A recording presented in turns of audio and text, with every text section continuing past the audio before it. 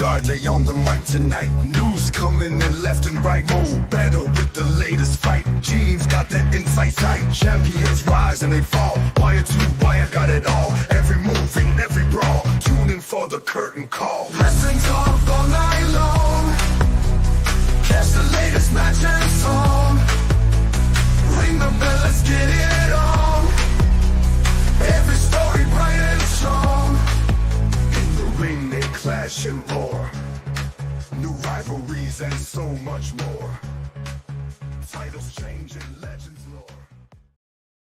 What's poppin', y'all? It is your boy Guard3, and welcome to the Meaty Boyz podcast.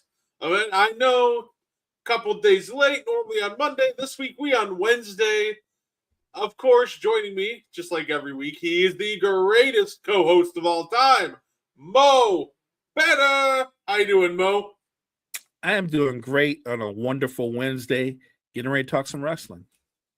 Absolutely, but before we get there, did you see Scott Steiner's son got signed as an undrafted free agent to the Titans? I did not see that. That's kind of cool. Yeah, hey, following in the footsteps of Braun, who I believe Braun Breaker also kind of temporarily stopped in the NFL before we got him in WWE. That's pretty dope. Yeah, no, absolutely. I think the first thing I wanted to ask you, Mo, there's been there's been rumors that Brock Lesnar might be done, but he also might not be done. WWE might try to bring him in for one more match at SummerSlam. My question to you, Mo, is do you think that they should bring back Brock Lesnar for a match at SummerSlam, or was Obafemi the perfect write-off at WrestleMania for the career of Lesnar?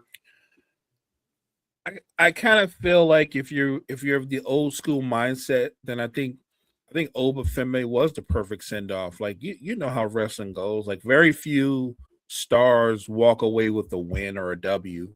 Because you're just pushing forward the next generation, the next guys. So I thought Oba would have been the perfect ending. But if they're determined to bring him back, to me, it only makes sense if you plan on matching him up against Gunther at a pay-per-view, because Gunther he's a legend killer. And it's no secret Brock he might have one more in him, but if it's one more, it has to make sense. And the only thing that makes sense is Gunther. No, absolutely. I do agree with the notion, or at least I agree with the fact that I think WrestleMania is the perfect send-off. We know exactly what they do. They would try to bring him back to retire at SummerSlam, give him that big money match in his hometown. Right. But no, I do think that there are some moments where you get a chance to retire kind of on a perfect note. And I think for Lesnar, it's just not going to get any better than that. Like, going to get choked out in Minnesota at this point would probably be a downgrade from the ending we got at WrestleMania. So, if I were Brock, maybe I'll show up and officially announce my retirement so I can get cheers from my home crowd if they want. But I think as far as in-ring competition, I'd be like, nah, I'm good. I want to end on that. I agree. I kind of think that the match with Obafemi was the perfect exit to a great career. Time to move on. So it's honestly the same reason, like, people keep teasing, like, oh, The Rock and Roman Reigns. And I'm like, yeah, but I feel like The Rock should just not wrestle again. Because, like, that WrestleMania 40 that he had, I feel like it's just not going to get any better than that for him.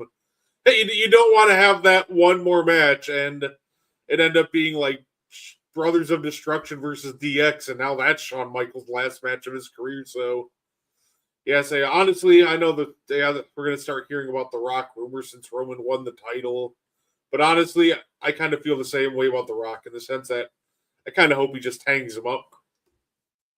Yeah, I'm with you. The Rock's appearance at the WrestleMania a couple of years ago, I thought it was great. But it was an older Rock, and you knew that he had, and I thought it was smart that they had him in a tag team kind of thing, that he didn't have to be in the ring that long. Like, well, he's that much older now. And I'm with you. He'll be a lesser version of what he was then.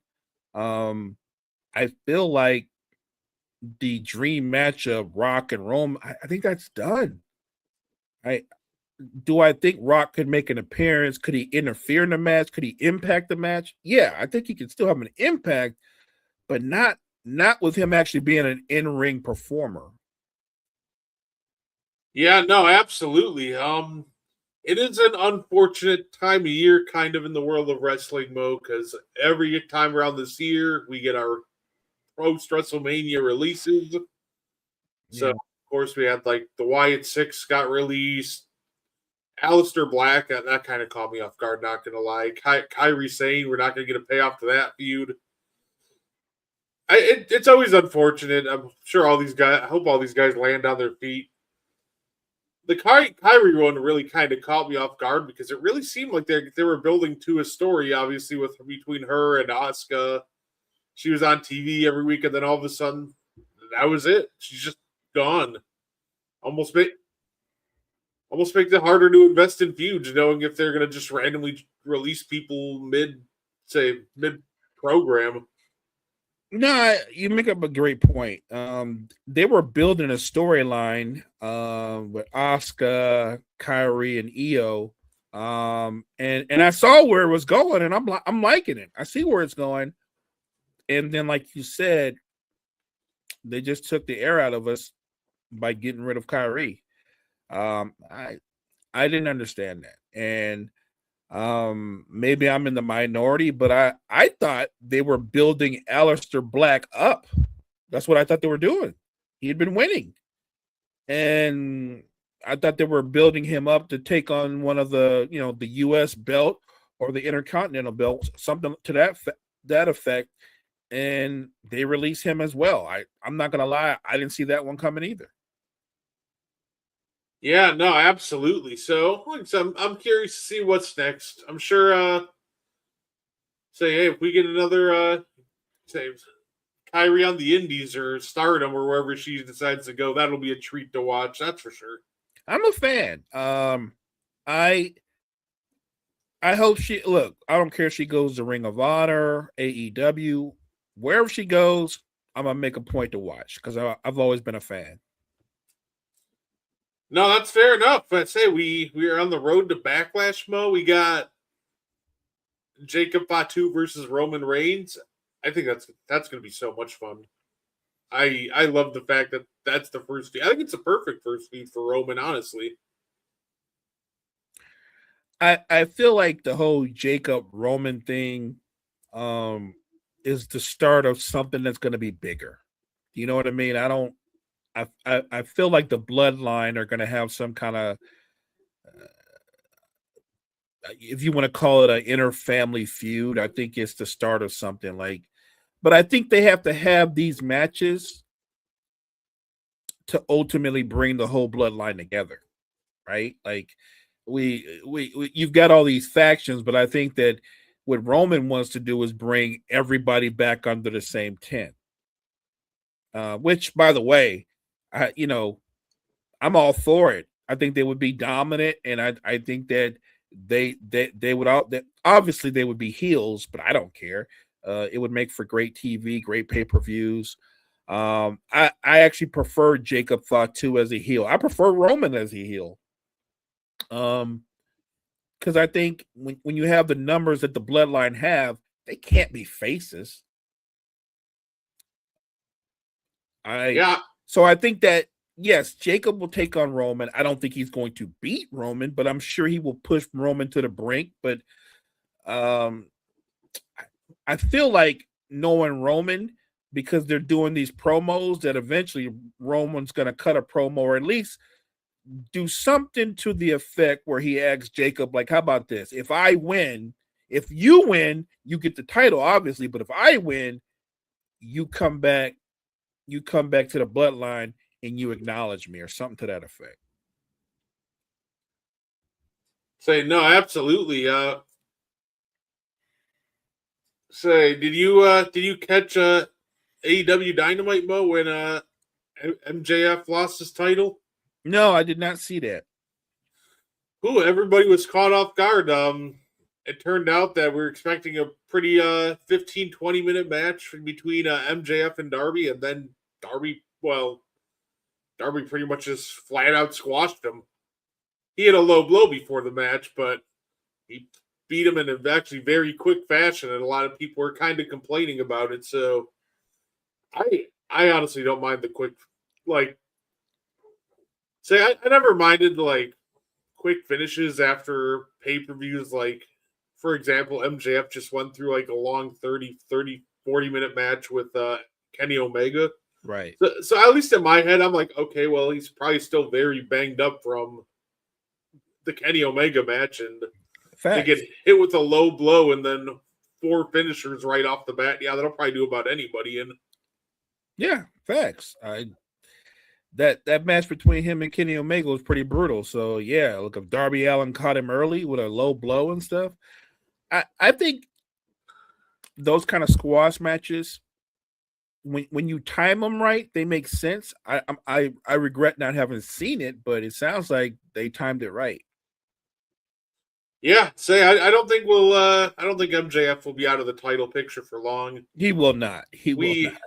In fact, I say we got AEW Double or Nothing up in New York, so I'm sure with MJF being from around the area, from New Jersey, I'm sure he'll probably just end up rematching Darby, and we get a proper match between them there. Yeah, I would agree with that. Look, MJF to me is as big as any star in AEW. He doesn't have to have the belt to be a big star, but I think he's one of those kind of guys that's always going to be in the title picture. Yeah, it's interesting.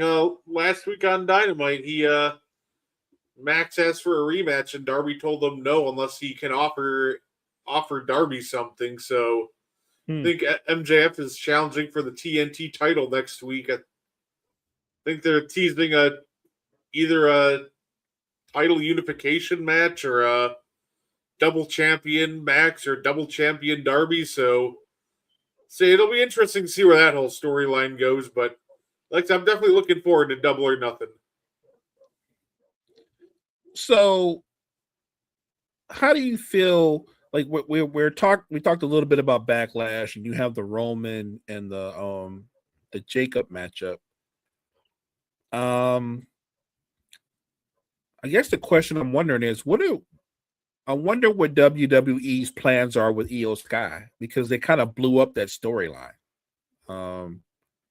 It's weird because I don't know what they're going to do with her or what they're going to do with Asuka. Like, apparently, I guess because Asuka interfered in her match and helped her lose, that Io and Asuka are going to be a match at Backlash. That would probably make the most sense. I'm imagining that she'll probably just end up hanging out with Rhea or something until they find something to do with her. But the quick fix for right now would just have Io and Asuka at Backlash. Yeah, and look, if you're keeping it a buck, you got to give Asuka a lot of credit because she is pointing out something that's kind of true. She's like, well, since you and Io or Rhea have been friends and stuff, you guys have held the tag team belts, then you lost the belts, but Rhea's wearing the women's heavyweight championship. You ain't wearing nothing. Like if you're Io, Asuka's right. Normally, you would be Rhea's competition, but because you're buddies, you're not in competition. And obviously, Rhea's gone to SmackDown, and it seems like Io's kind of like in purgatory. There's not a whole lot going on for her. Yeah, no, absolutely. So I'm curious to how they will fill out the Backlash card. Initially we were supposed to have that tag match, but it sounds like both Pat McAfee and Jelly Roll opted out. So now we'll have to see what they're doing with Cody and Randy at the pay-per-view. Well, will Cody even be ready to go for the pay-per-view? Obviously, that's a good question. Yeah, so his face looks really jacked up. So we'll see if he'll actually be. We'll actually see if he's able to have a match at Backlash. I'm guessing a match we're probably going to get is Street Profits versus The Vision. I kind of see that coming. Yeah, I love it. I love seeing the Street Profits back. Fine, it took way too long. Finally, let's get them a tag title run going. Right, right. And obviously, because Breaker's back in the picture, you're going to get Seth and Breaker at Backlash. No, absolutely. I do want to ask you, Mo.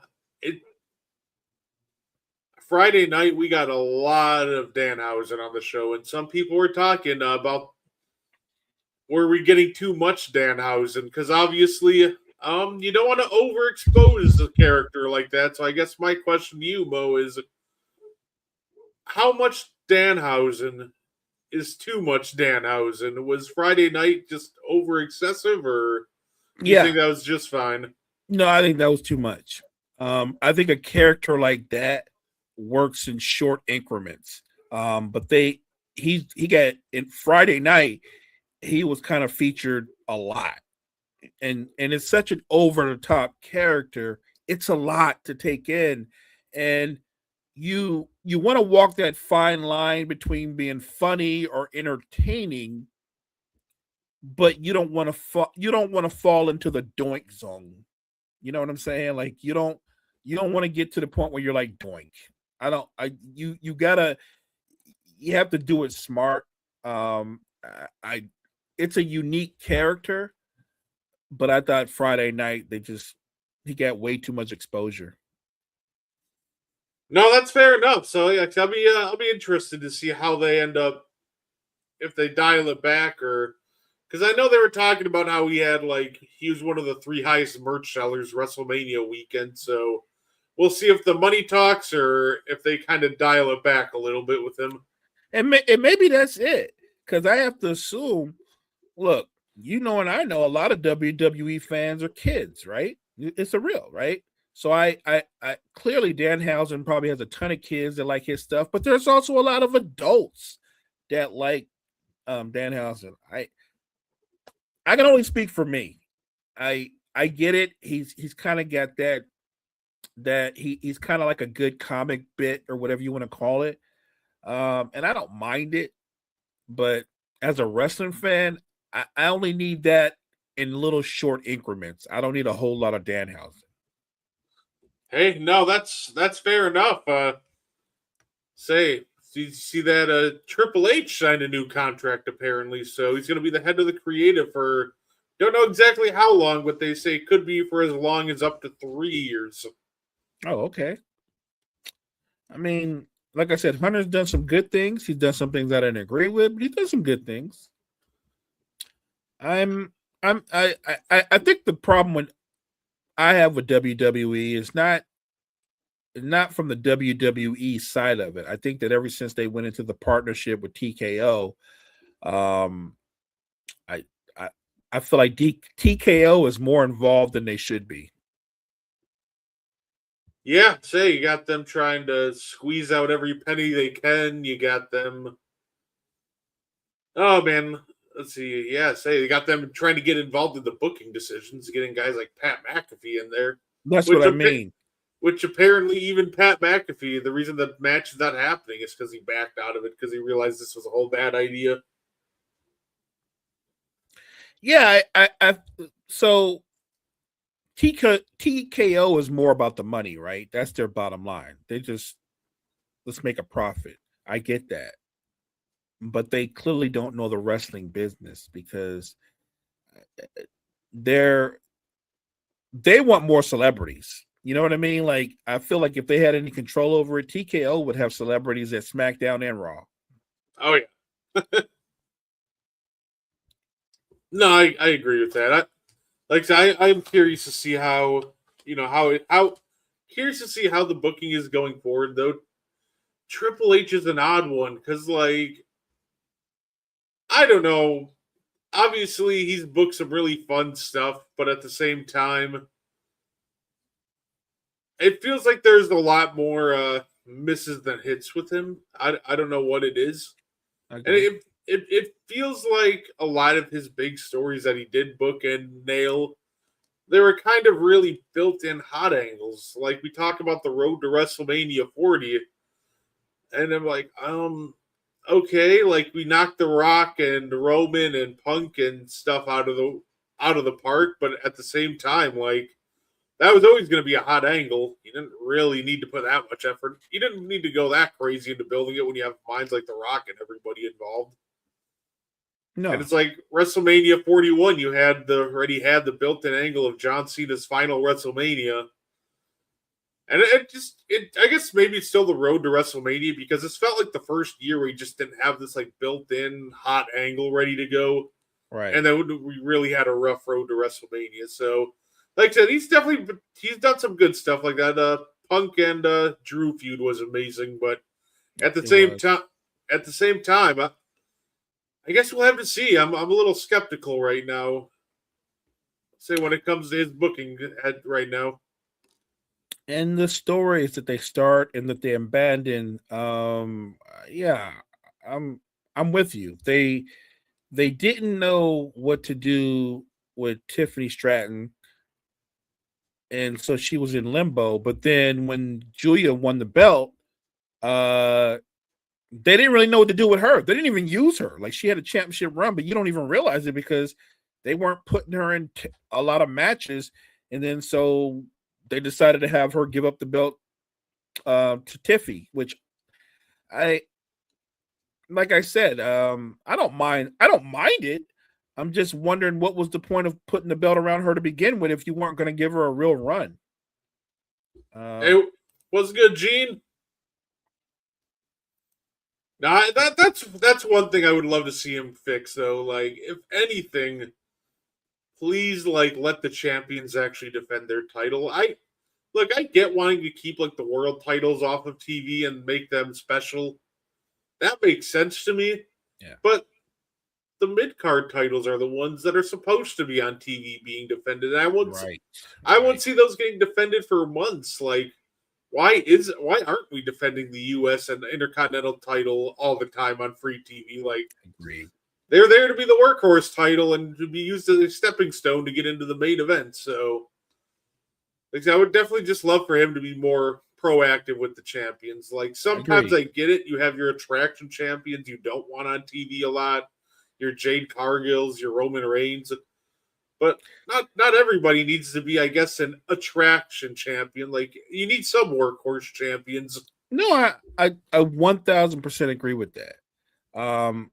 And you need to have champions that make sense. Like in the moment, because it was WrestleMania and it was such a big deal because we hadn't seen Paige in years. I was caught up in that moment and it was great.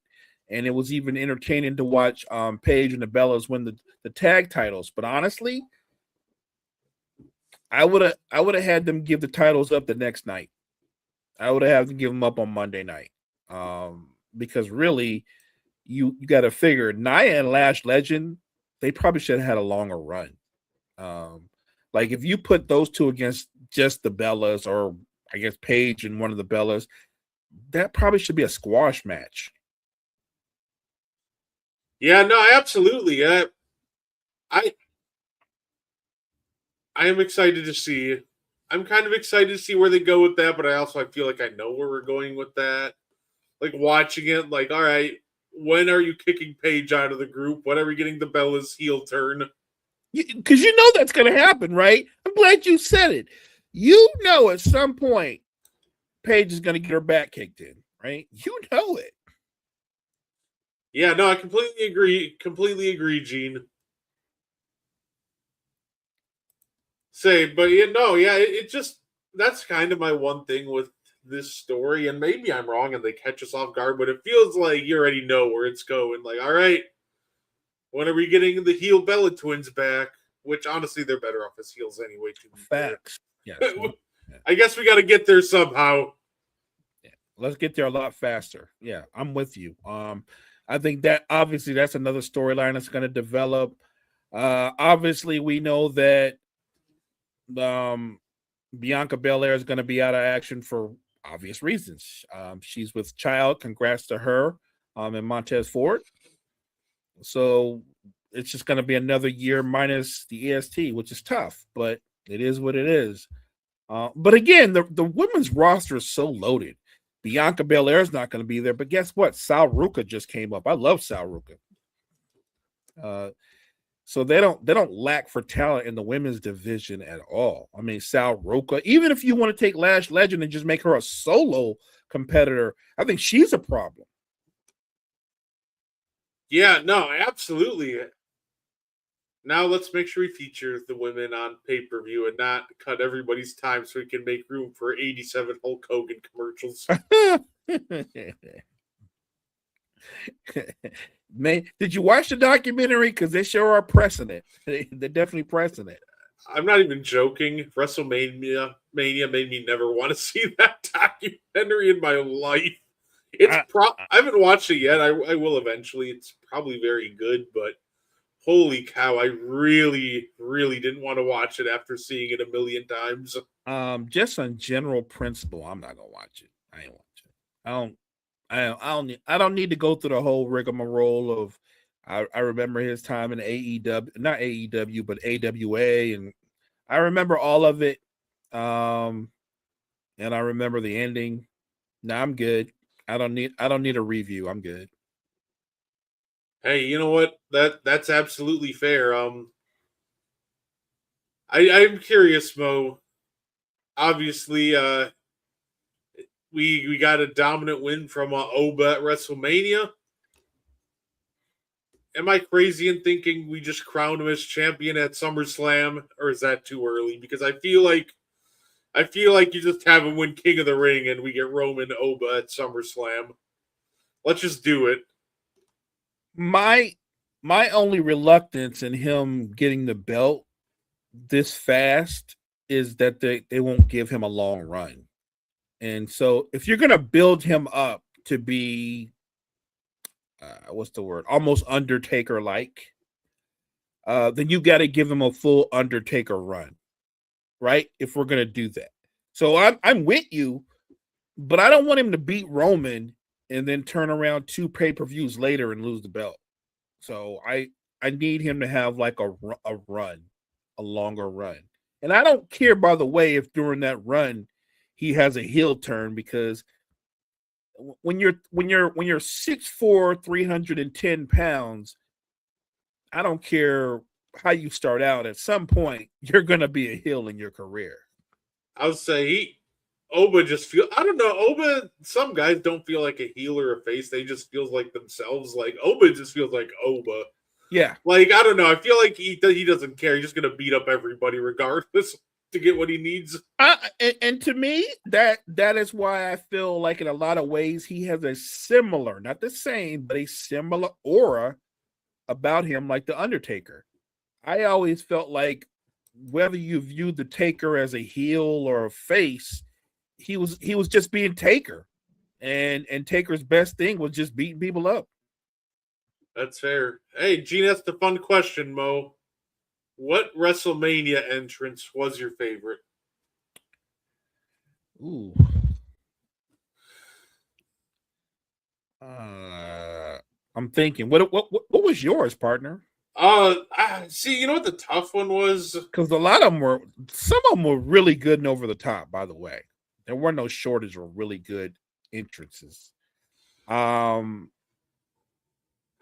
say, because I always, all the Roman entrance was super cool again. Romans was fire. I like Romans a lot. I did. I like Romans. Say, actually, I thought Liv's was a lot of fun. The match night have been fun, but like the whole like music video vibe. Yeah, you know what? It had a cool vibe. She kind of looked like she was performing, even though she was kind of like singing along. But yeah, Liv's was good too. It's funny because I thought this particular WrestleMania really did. They put a lot of emphasis on the entrances. His was really good. I thought Cody's was good actually, and him coming out with the crown or the mat. I like all of that. If I had to choose, it's easy to say Oba's, even though it's just his regular interest. But it's just, you know what it is, when the guy when he comes strolling down and he's kind of doing that thing where he's swinging his arms, it's catchy, right? It's catchy, right?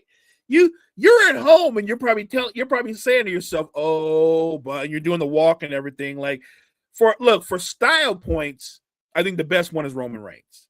But the one that's catchy, that's entertaining, it's always Oba because it's so simple.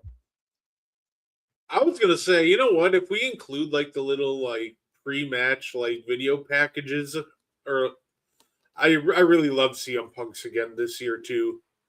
Brought back his Ring of Honor theme and did all this stuff on top of Allegiant Stadium. I thought that was really cool. It was dope them showing his ECW days, and I mean, yes, if you put the montages together and stuff like that, I like Punk stuff a lot too. You almost forget that his time with ECW, in Japan, like he's been everywhere. He's competed everywhere. So yeah, I think Punk had a great entrance.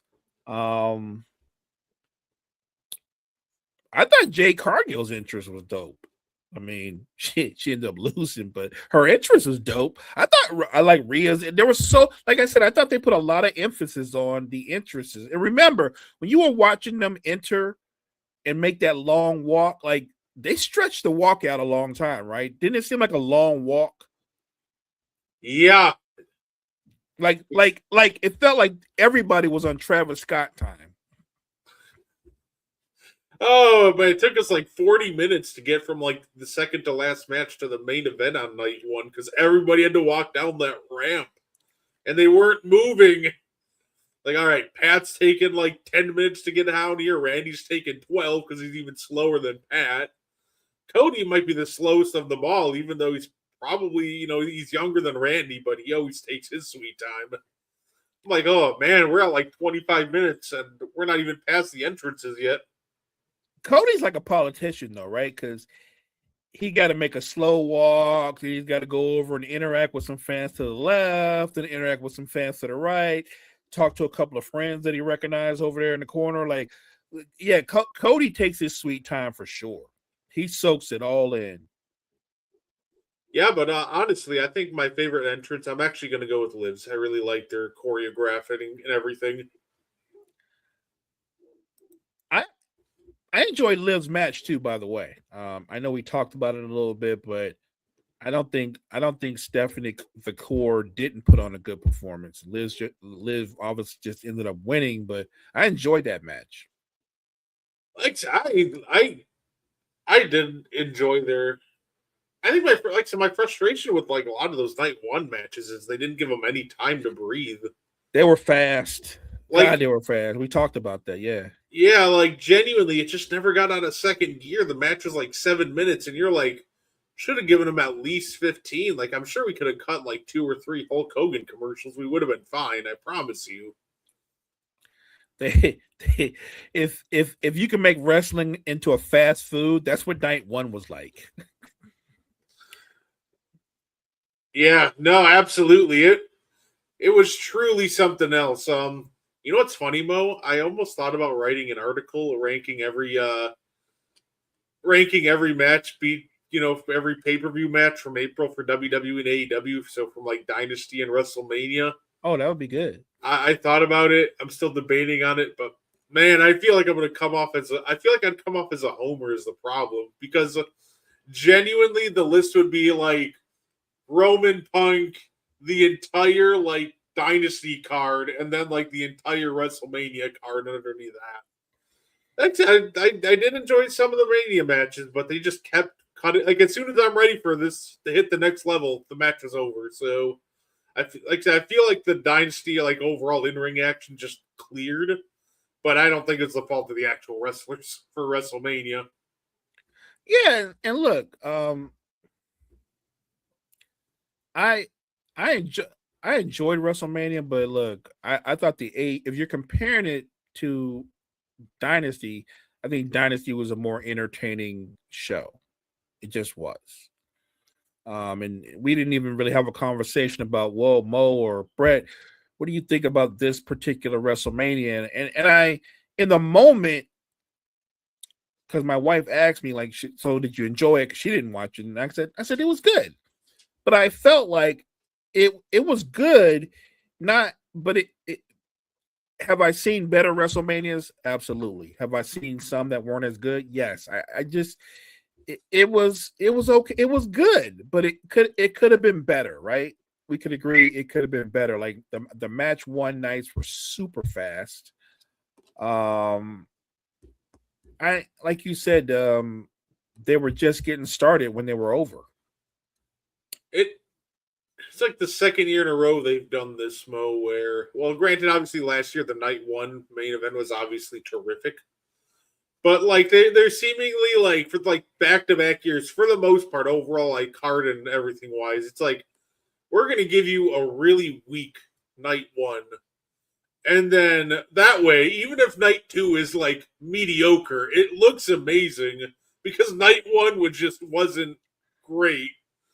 It almost feels like this is the second year in a row they did that because, like, obviously WrestleMania 41 had the amazing triple threat, but a lot of the stuff before that was just kind of forgettable. And I think we kind of had a similar situation where night two was a lot of fun. I enjoyed night two, but was it as good as I think it was in my head, or am I just getting a mirage because night one just kind of disappointed?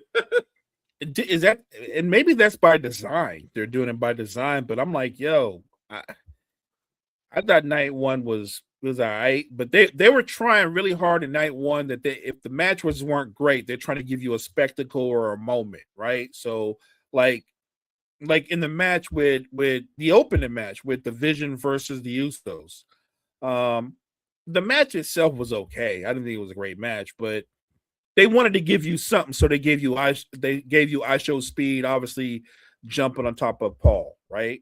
And that ended up being like the best part of the whole match, right? And that was after the match. Yeah, I think night two was obviously more entertaining than night one. And you're right, I don't know how great night two was in the bigger picture because night one just wasn't that good. I'll say you know what? I will give credit to a couple celebrities from the card because, we criticize the celebrities, but I feel like sometimes, we got to give celebrities credit when they come in and do a great job. Because, man, one, I think I Show Speed could have a future in the business if he wants to. He's just naturally entertaining, and I think I think he could be so-so in the ring, but man, he really kills it on like the facial expressions and acting around. Like he was really selling that he was in pain. So, like that, I thought he did great for it just being his first ever match. Honestly, I think you're right. I think that it's funny because obviously his in-ring performance and those things of that nature, he probably needs to work on. But as far as the acting and playing the character or in the moment, he's already got that. He's already aced it. He's a natural. And he is incredibly athletic. So could he have a future in the business? Yeah, absolutely. Like I said, he came away because of that move after the match. That was the thing that's the moment of the match that I remember. Everything else is kind of a blur. But yeah, I thought he did well. It's funny because we get so hyped for WrestleMania, and then night one comes, and night one was kind of a dud. And then night two came, and like you said, we were so hyped for night two, but I think we were hyped for night two because night one was kind of a dud. Yeah, say when you have a roster with as deep as it is, and you're on Netflix and ESPN, so you don't actually have a time limit as when you can end. I just sometimes don't know how that happens. You know what I'm saying? Like, why do you need to cut all these matches so short? Like, I guess it probably more so has to do. They probably need to be out of Allegiant Stadium by a certain time. Maybe that. But at the same time, it's like, dude, you started early. I'm guessing that you can probably run these matches a little longer. Like, I doubt they're like got to be out of Allegiant by 7:30. So yeah, it almost feels like that. I do like the idea of them starting earlier, but if you're gonna do that, just give the matches more time. Look, the whole thing about WrestleMania is it's supposed to be a spectacle. It's supposed to be something way beyond the normal.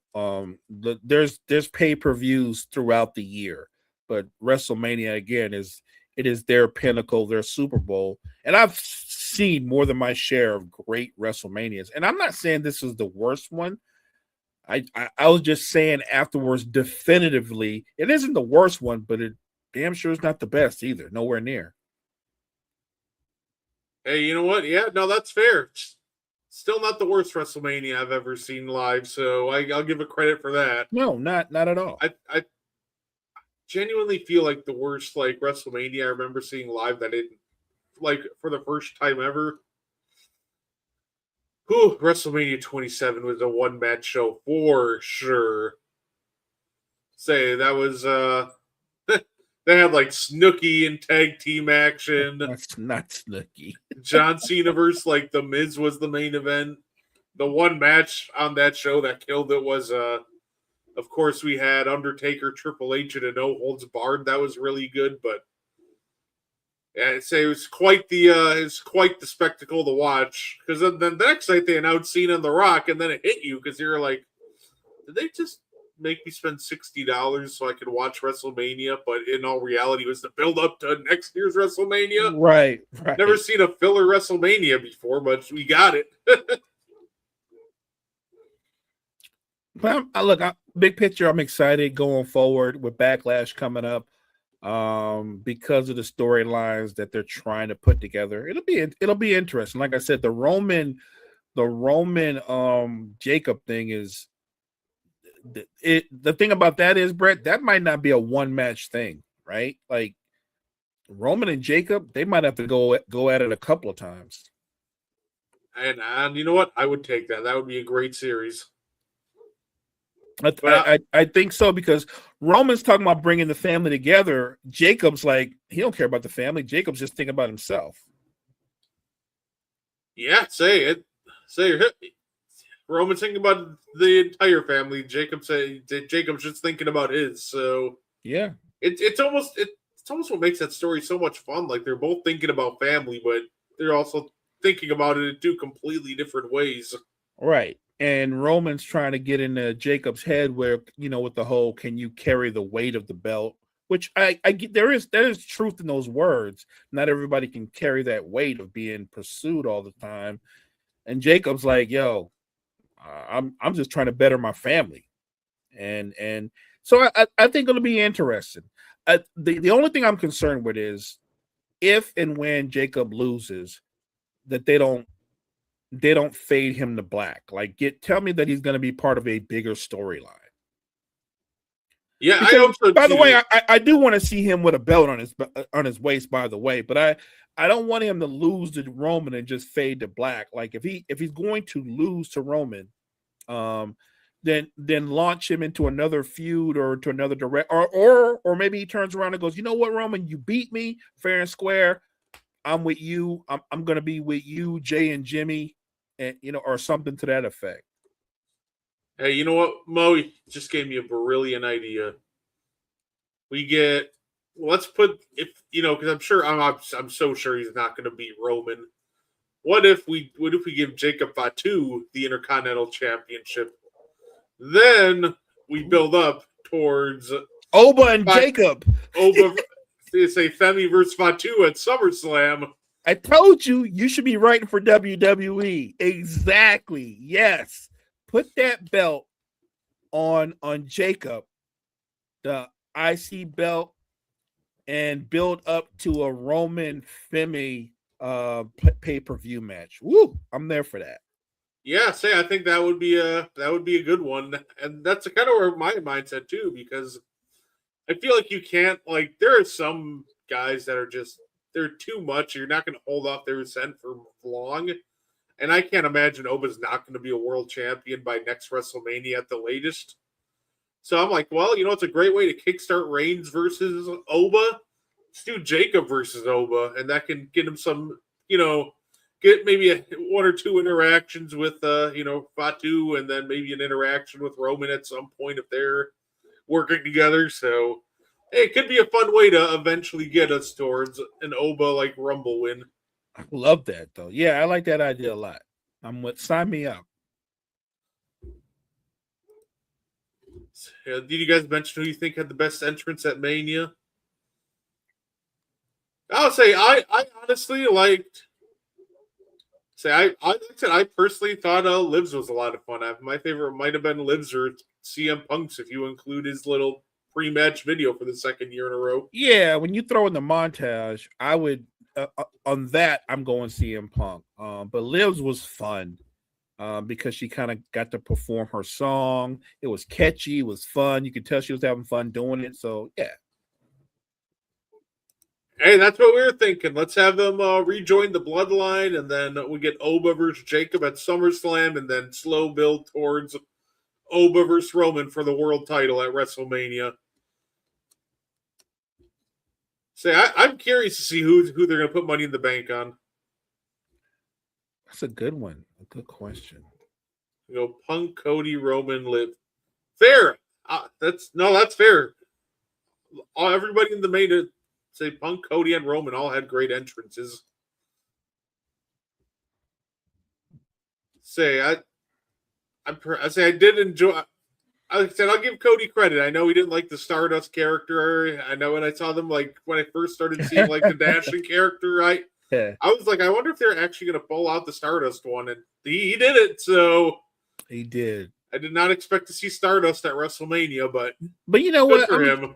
Give him a lot of credit. He's not running away from Stardust, right? Like that. That's part of his. That's part of his wrestling journey, right? You know what I mean? Like it's kind of weird where cats start off at because you can say, oh, you don't want to talk about Stardust because it's kind of funny, but people forget back in the day when The Rock was just Rocky Maivia, that was funny too. He was corny. Rock, remember the getup that he was coming out in when he was Rocky Maivia, the outfit that he wore, like that was super corny. So I mean, they all have to go through a process, I guess, until they actually find themselves. But you know, I mean, Cody's not the only one to go through that process. Yeah, hey, say Drew had to do the same thing when they canned him, and he made his way back after a certain amount of time in TNA. So yeah, say sometimes it's just absolutely necessary to leave and come back. I agree. Say that, hey, you know what? Indies is the only time we really got to see Cody as a heel ever since he left WWE the first time, and it was a treat. I know like Dashing Cody Rhodes was a heel, but obviously since he left WWE back in like 2014, we just haven't seen it in so long that going back and watching the fun he was having on the indies doing it, I need to see it again. I do too. The interesting part is during the match at WrestleMania, we as we watched it, there was a couple of moments where the crowd they turned against Cody, and it felt like Cody was about to have a heel turn, right? It felt that way, because somehow, some way, Randy, who's clearly the heel, they were started rooting for Randy Orton. It was, yeah, say it almost. I almost thought we were going to get it. It almost felt very obviously different circumstances, but it's very similar situation happened when The Rock and Hogan had their match. The crowd gradually, it's like they just started cheering for Hogan and they switched roles mid-match. Right. And we kind of saw it again. So that was really interesting. I know they won't fully turn him heel until they find somebody who can move as much merch and replace him and all that as the top babyface. Which is why Money in the Bank, Trick Williams, just do it already. Let's get your next megastar going here. You think Trick wins Money in the Bank? Although, because I think that's a hell of a candidate, by the way, for Money in the Bank. Trick Williams is. I like that one. There's so many great candidates for Money in the Bank. Trick Williams, Jacob Fatu, Obafemi. Yeah, it almost feels like Trick would just kind of be a great candidate. The crowd loves him. He's so over. Yeah. At the same time, like it would almost give him that. It would almost give you a.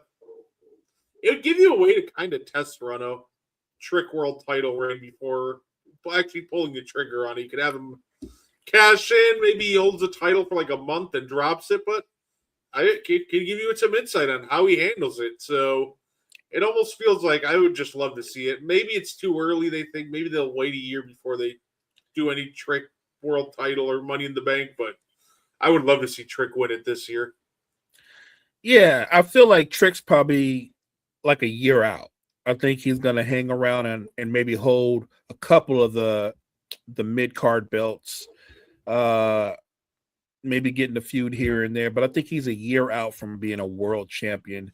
And part of that is really because the field is so crowded. Like he's already got a belt around his waist, but my gut feeling is that Oba will be a world champion before he'll be a world champion.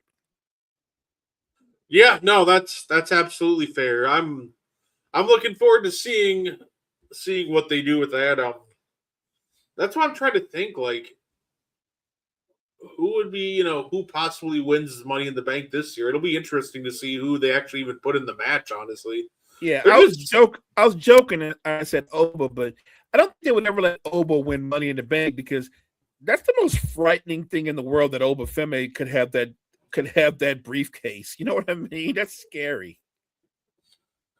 Say, before we get out of here, Bo, somebody on Twitter said they're like having a boring day, rebooked WrestleMania 18 as WrestleMania Invasion. So they booked this like dream WrestleMania card with WCW, ECW, since WWE owned them at the time. Okay. I think the funniest part about this card, Mo, on top of one, they have the most ridiculous stipulation on a match. But I just want to bring up two matches on this card because to me, they're hilarious. So I got a Kevin Nash and Scott Hall versus the APA versus Dudley Boys versus the Hardy Boys. Oh, wow. In a ladder match. And I almost died of laughter seeing that immediately. Like, you're telling me you want to put 2002 Kevin Nash in a ladder match? I'm shocked that Nash would be in a ladder match. And the APA, they're not made for that. Yeah, or the Dudley Boys. I mean, obviously they're great in the tables, but everybody you name, they're all like big and powerful, other than the Hardys. But the other ones, they don't belong in ladder matches. That's what I saw. Like I've seen one Kevin Nash ladder match, and that was one too many, honestly. The Sledgehammer ladder match from 2011 TLC, it was slow, but this dude, honestly, like the rest of the card is really fun. It's kind of fun though. Like his main event is Goldberg versus Steve Austin. We do got Hogan versus The Rock. We got Sting versus Taker. It's Jericho versus DDP. Ric Flair, Triple H. Oh, I want to see that. Jericho versus DDP. Wow, that's a good one. Say Booker T versus Benoit. Dust. That's a good one. Gold Dust versus William Regal. Don't sleep on William Regal. Edge and Christian versus Eddie Guerrero and Rhino. Honestly, better candidates for a ladder match than the APA and 2002 Kevin Nash. Agreed.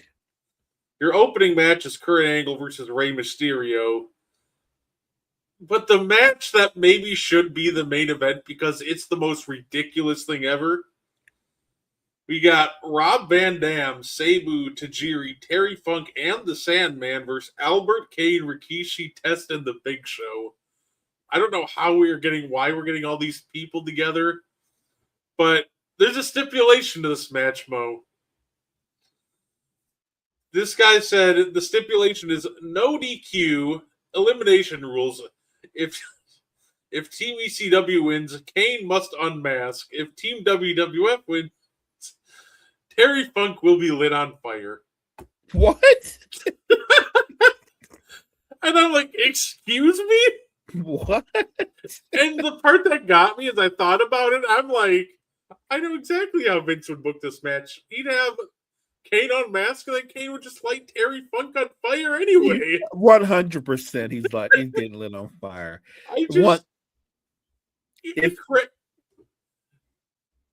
You know Vince McMahon too well, partner. That exactly is how that plays out. Kane unmasked, and he still lights Terry Funk on fire. I don't know why that just made me laugh so hard. I think it's just because I genuinely wasn't expecting this dude. Because I was like, this seems like a fun card. And then I see and Terry Funk's getting lit on fire pretty much like, okay, I really didn't expect that one. But honestly, he would pull it off so well. Terry Funk was just so underrated at times. He could do everything so well that he could sell stuff really good, really good. I loved his work when in ECW when he would come out, and honestly, first thing I would try to figure out is like, Terry, are you sober or not? But he was always so good at just getting you to believe and buy into everything that he does. But that being said, Mo, that's all I had for us today. Anything you want to add before we get on out of here? No, I had a blast. It's been a minute, so it's always fun whenever we can do Meaty Boyz, talk some wrestling, keep everybody updated on what's going on with Backlash so far and everything with AEW. So yeah, it was a blast. Thank you, chat, so much. Good looking out, Gene, for hopping in for a second. And yeah, partner, it's always a blast chopping it up with you. Yeah, absolutely. And then obviously tonight at 6 p.m. Central, catch Wire to Wire. So they are always loaded with a great show on there. And then 9 p.m. tonight, Central Time, podcast name deferred. So, and then of course you can catch Mo and I back here tomorrow, probably around 6:15ish. After On the Ball podcast ends, we're gonna absolutely roll right into and one, so we can do a watch along of Knicks versus Hawks. So just a little bit of fun housekeeping. But that being said, we thank you for tuning in and hope you enjoyed the rest